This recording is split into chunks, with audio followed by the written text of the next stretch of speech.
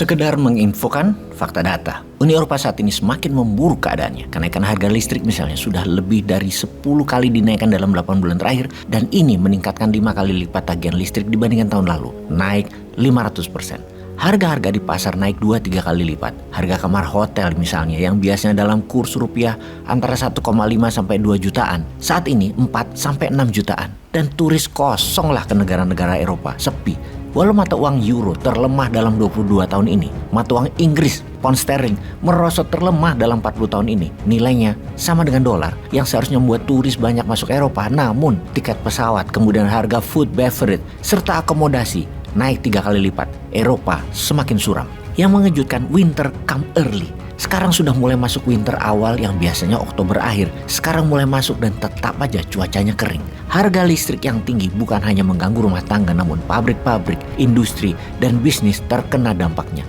Yang semua ini mengarah ke resesi dengan daya beli menurun drastis di Eropa. Ditambah sekarang Uni Eropa punya persoalan baru yang harus dihadapi. Kekurangan pangan, energi bertambah parah yaitu pipa gas Rusia bocor. Hebatnya lagi, kebocoran ini bukan hanya di Nord Stream 1 tapi juga Nord Stream 2 bareng bocornya. Rusia yang sudah menaikkan harga gas 2 kali lipat dan mengurangi suplai gas hanya tinggal 50%. Mendadak tidak bisa mengirim gas sama sekali sebentar lagi karena kebocoran tersebut. Ini kebetulan atau sengaja diciptakan? Jerman dan Denmark mengatakan ini sabotase. Benarkah begitu? Rusia membangun 2 jalur pipa Nord Stream 1 berasal dari Freiburg dan Ust-Luga untuk Nord Stream 2 didaratkan ke Greifswald, Jerman melalui jalur pipa dasar laut, Laut Baltik. Beberapa hari yang lalu keduanya mengalami kebocoran bersama-sama secara misterius. Diawali dengan tekanan yang turun drastis mendadak di pipa Nord Stream 1, di mana Swedia yang pertama kali melaporkan ada gelembung udara keluar di Laut Baltik, yang dipastikan kemudian dari bocornya pipa Nord Stream 1 dengan 2 kebocoran di tempat yang berbeda.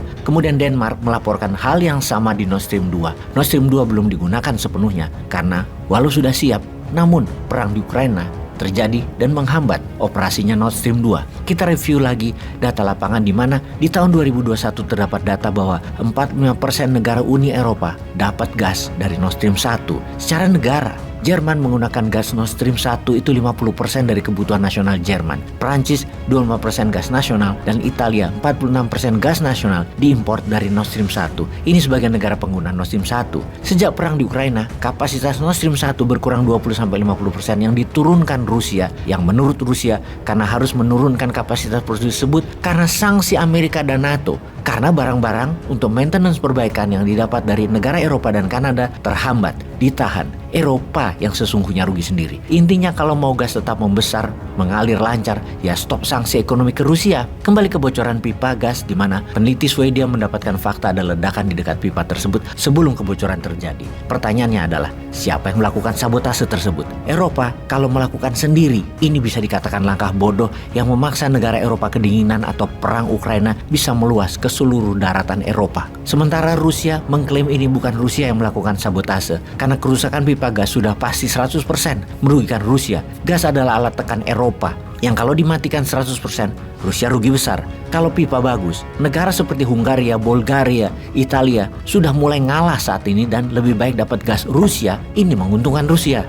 Rusia tinggal buka keran ke arah negara yang menyerah tersebut. Strategi Rusia ini terbukti berjalan baik. Namun kalau Nord Stream rusak, bubar Eropanya, juga Rusianya ambiar. Bagaimana kalau kita bertanya kepada pakar intelijen pertahanan yang saya summary-kan dialognya ketika Bosman bertanya? Inilah jawabannya. Kemungkinan besar Amerika dibalik sabotase kebocoran gas di Nord Stream 1. Tujuannya agar tidak ada dualisme dan maju mundur di Uni Eropa dalam melawan Rusia serta mendukung Ukraina. Saya pun memerlukan penjelasan lebih dalam lagi. Bagaimana maksudnya? Biar Eropa murka gitu. Supaya Eropa solid dalam mendukung Ukraina dan melawan Rusia. Selama ini Eropa masih menua karena masih mempertimbangkan suplai energi dari Rusia. Sekarang sudah nggak bisa lagi. Jadi lebih solid sikapnya untuk tidak bergantung pada Rusia. Untuk memperkuat Abraham Accord, suplai energi Eropa telah diarahkan Amerika agar Eropa beli ke Timur Tengah dan minta Timur Tengah melayani kebutuhan Eropa pakai dolar. Saya pun bertanya, kalau shale gasnya Amerika gimana? Shale gas Amerika sedang digarap, masih perlu waktu. Makanya dolar dibuat menguat nilai tukarnya agar waktu Eropa beli dari Amerika nanti harganya jamin. Dengan besarnya utang Eropa ke Amerika nantinya, maka akan lebih mudah Amerika mempertahankan hegemoninya di Eropa. Yang mana selama ini, sejak Perang Dunia Kedua pada tahun-tahun terakhir ini, Eropa sudah mulai kurang ajar terhadap Amerika, khususnya Jerman. Ini versi Amerika melihat Eropa saat ini. Waktu Trump meminta negara Uni Eropa untuk menyisihkan sebagian GDP-nya untuk bisa ikut membiayai operasionalnya NATO, dicuekin saja sama Eropa dan bilang Uni Eropa tidak perlu banget NATO, terutama Jerman. Sekarang perang Rusia di Ukraina ini menyebabkan Uni Eropa panik dan menjura-jura, memohon-mohon, meminta NATO dipertahankan di kawasan Eropa. Amerika di banyak posisi sekarang di atas angin. Dolarnya menguat, cadangan minyak dan gas Amerika dalam negerinya independen. Kalau Indonesia piejal langkahnya dengan harga-harga yang mahal begini, BLT dan cabut tangan lagi. Pengen deh gue yang bagi-bagi BLT-nya biar dapat pencitraan positif gitu. Janji, gue gak cemberut deh waktu bagi-baginya.